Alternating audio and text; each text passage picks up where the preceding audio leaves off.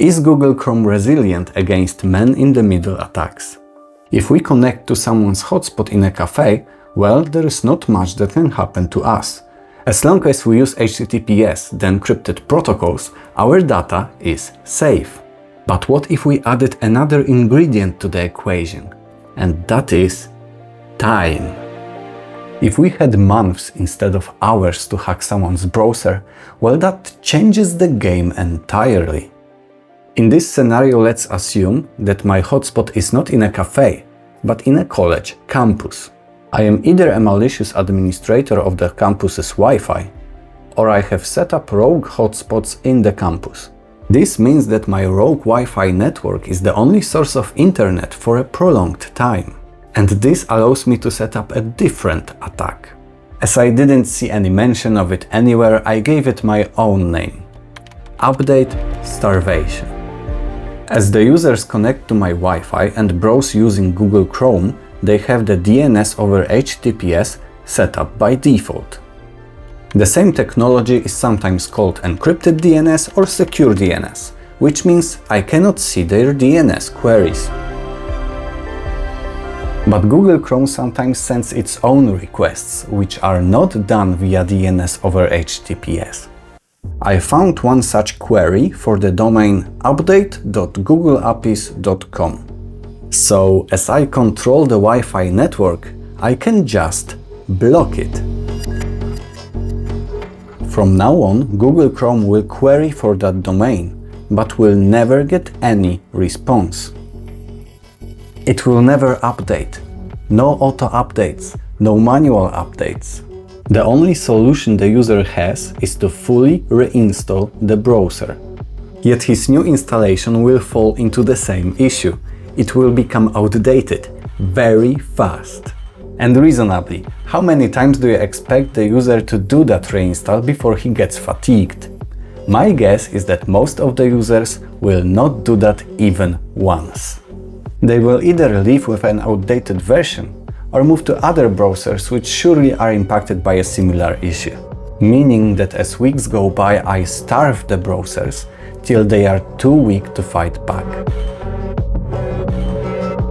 The security vulnerabilities that the Chromium team is working on right now are the exact vulnerabilities I will use against my users. Because I have time on my side. I will wait for the new CVEs, I will wait for the new proofs of concept. The moment they become public, I will use them against unprotected targets. To simplify it, when the new hacking technique is found and responsibly disclosed, the development team works on a patch. Once most of the users update their browsers, the details of the technique is revealed publicly. But if I manage to hold back the patches for my users, I will reverse the order. I will know the technique before they get the protection. And abusing them will be as easy as taking candy from a baby. To visualize this, let's assume that right now we live in the beginning of the year 2022. While others were partying, I started my plan of taking over the campus's Wi-Fi network, either by gaining control of the network already there, or by placing my own rogue hotspots around the campus. Once I managed to do this, I blocked the domain of update.googleapis.com. This starts the process of update starving of the students' browsers.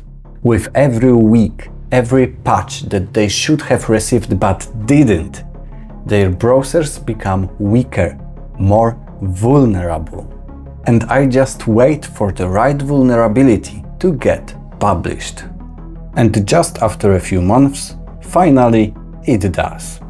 A vulnerability found by Maciej Pulikowski allows me to leak people's environmental variables like usernames or keys to their crypto wallets if I manage to get them to hold enter for a brief moment. Good enough. As I own the Wi-Fi network, I can greet the users with a landing page or a Wi-Fi portal page, however we call it. So let's create one and put his code there.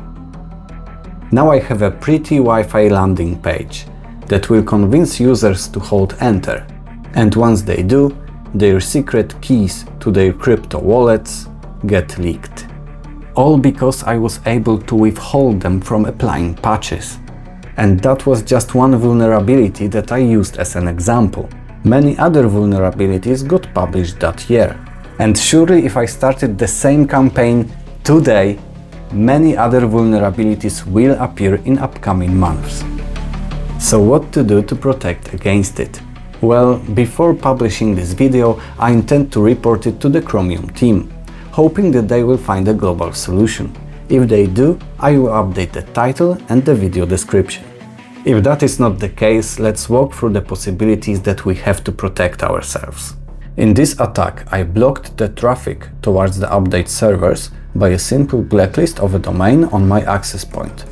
This is not the most sophisticated attack I could do.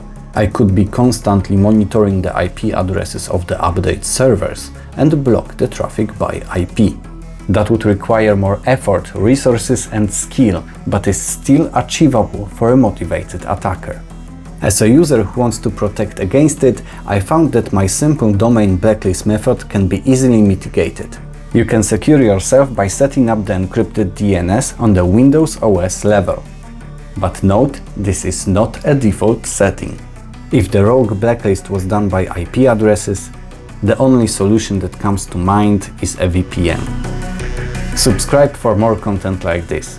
This video got a little bit more technical than I usually publish. I always intend to cover a subject with as little technical language as possible. Sometimes it's simply not that easy. Take care.